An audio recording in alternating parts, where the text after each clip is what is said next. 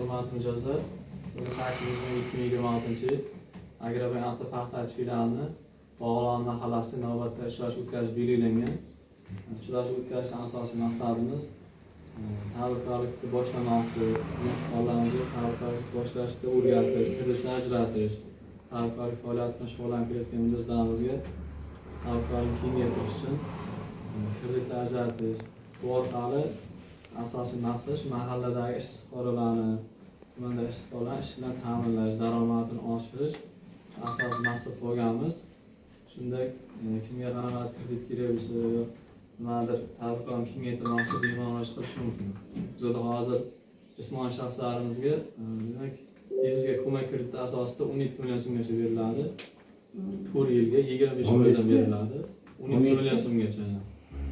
Mahalla loyiha kreditimiz bor, 50 million so'mgacha beriladi. U 5 yilga beriladi, u ham 25%. 5 yilga bo'lsa. Agar tadbirkorlik faoliyatini kengaytirmoqchi bo'lgan fuqarolarimizga 312 sonli qaror yozsin. Demak 300 million so'mgacha jami 100 million so'mgacha sug'urta bilan qolgani garov asosida kredit ajratib beramiz. Bu 20% dan beriladi. Bundan tashqari yoshlarimizga qonun uchun sonli qaror yozsin deb ajratishimiz mumkin.